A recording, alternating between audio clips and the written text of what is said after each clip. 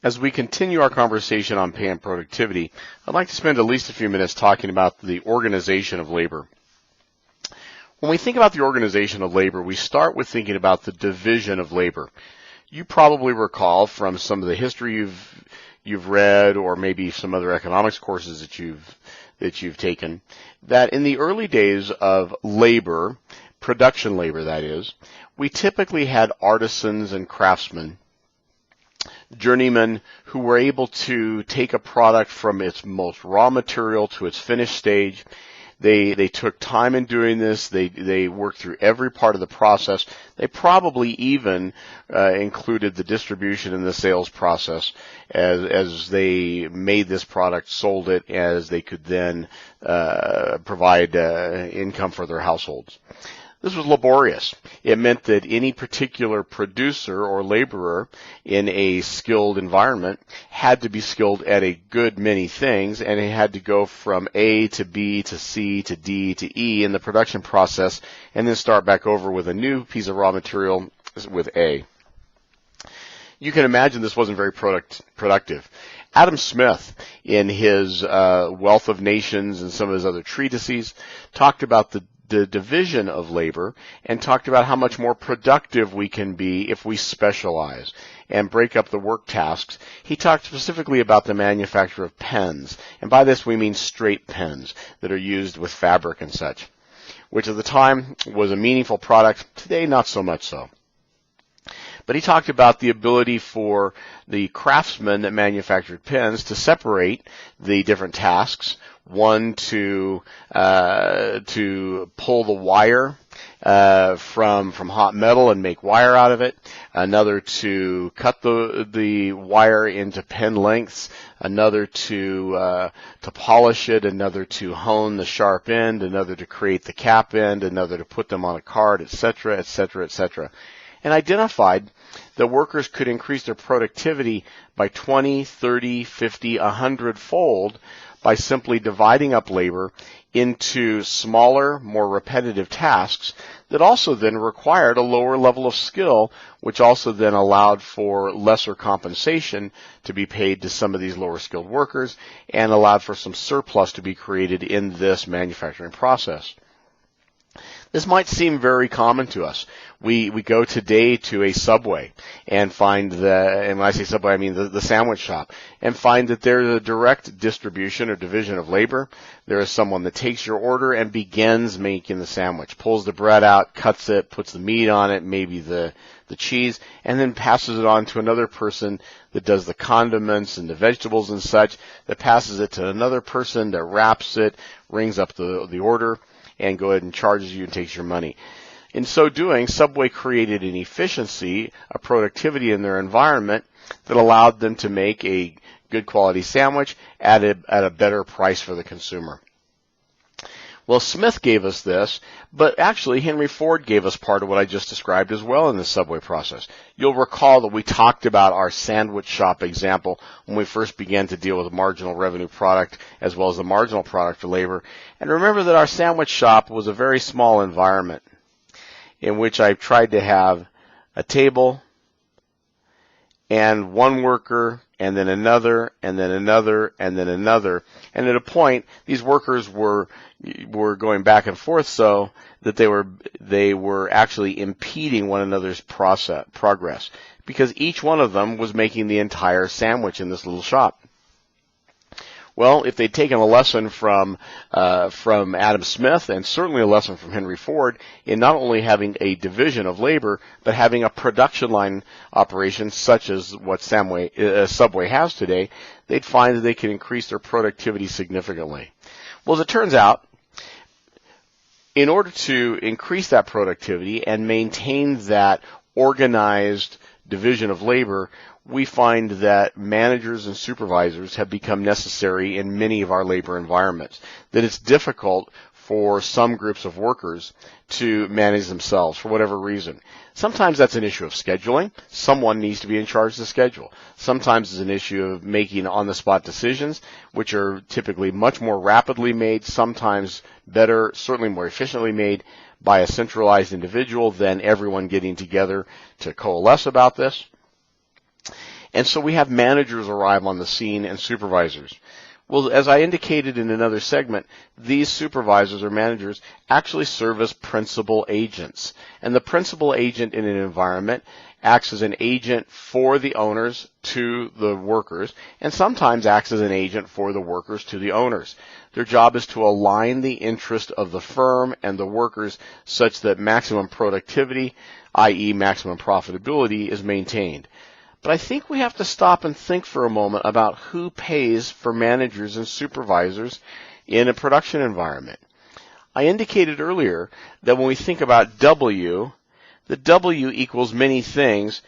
It includes the cash wage, it includes benefits, but it included lots and lots of other things, including the role of supervisors. Supervisors don't necessarily create direct productivity in and of themselves. Well, they may create indirect productivity.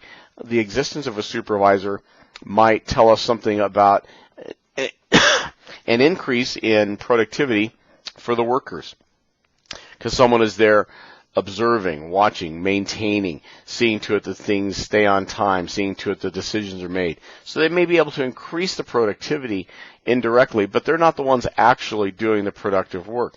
That's being done by the worker, the production worker, the constructor, etc. themselves. So the supervisor in and of themselves really has no direct marginal product of labor, no direct marginal revenue product of labor. These things are derivatives as a function of their role in supervising the employees. So it's really the marginal revenue productivity of the worker that provides the wage resource to be paid to the supervisor. And it's interesting, in studies we have found that workers tend to prefer environments with supervisors. Most of us would rather say, no, just leave me alone, let me do my work, I'll be very efficient at this. But over time, and in larger numbers, we find that workers prefer to pay supervisors, indirectly perhaps, but to be responsible for the revenue productivity that the firm uses to pay the supervisor and have the influence of that supervisor. It allows not only the worker to be more productive enough to pay for the supervisor, but typically more productive enough to maintain a productive work environment that has brought about increased compensation for workers. We see over time, as managers have entered the production environment, the development of products, the development and production of goods and services, that not only have productivity increased sufficiently to pay for the manager, but have increased sufficiently to provide additional profit for the firm and provide some profit that can be shared with the worker as well. We also, though, find that many people are adverse to management in the workplace. Many people believe that the current structure of production line and supervisory-led management, or rather production in our marketplace, have led to some kind of a class conflict, have led to some struggles. It kind of canonizes that there are different classes within our society. We have our workers, we have our managers, we have our executives, we have our owners.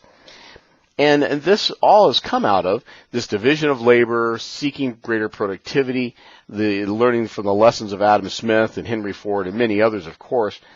But some believe that this has canonized a class society or a class struggle.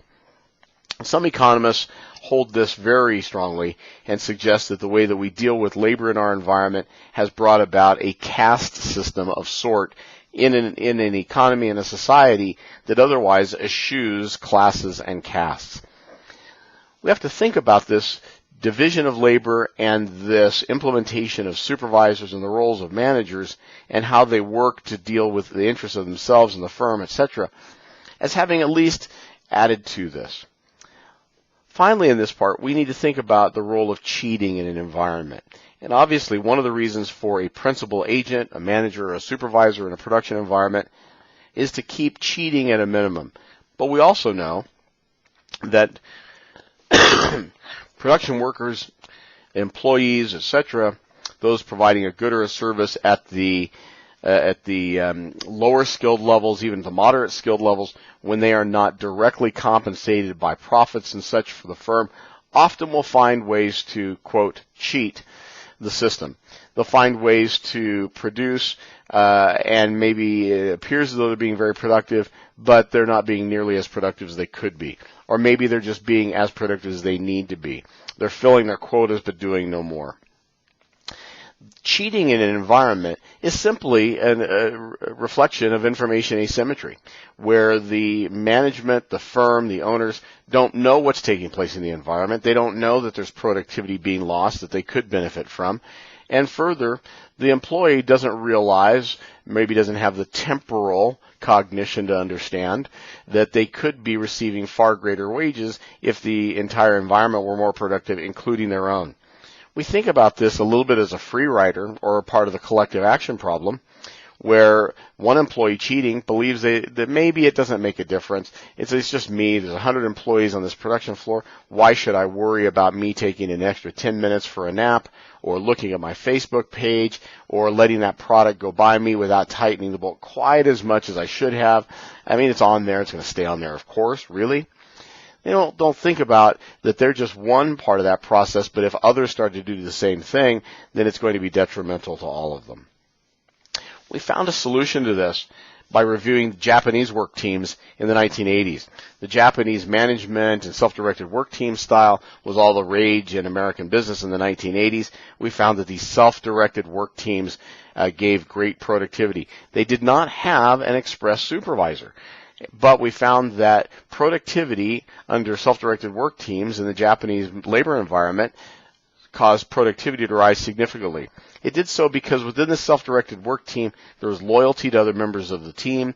There was some level of fairness, of treatment from one member to another, and there was some peer pressure that eliminated, or at least reduce the effect of free riders, cheaters, and others within the environment that didn't work all that efficiently. What we didn't know, though, was that this increase in productivity wasn't simply a function of the implementation of self-directed work teams. This was taking place at exactly the same time that the Japanese labor environment eliminated or began to reduce the Japanese job for life system. In the Japanese labor environment for decades, if a large employer, and most of the employers were large, if a large employer brought on an employee, that employee had a right to that job for the rest of their lives unless they did something that was actionable, so untoward that caused them to have termination for cause. That meant that it was very difficult to be fired. It was very difficult for a firm to choose to take on a new employee, because it was taking on far more risk than a work environment that we might think of in this country, where largely employees can be hired and terminated at will as long as they've been treated fairly, if you will. So in the Japanese work environment, we found that this job for life also brought about a fair amount of low productivity. It decreased productivity beyond below what it could have and perhaps should have been. And so the self-directed work team was implemented at about the same time that the job for life programs were being taken apart in the Japanese economy. And as a function of this, it appeared as though they gave great productivity, when in reality they only gave better productivity than that which they'd already had. And we find then, as we take on the self-directed work team a little bit further, that there always has to be a renewal to this team. There always has to be, in most environments, not all, but in most, some additional training, etc. Someone ultimately has to be in charge. Otherwise, we end up with a system that doesn't have enough organization to benefit from the division of labor, distribution of labor concepts of Smith and Ford.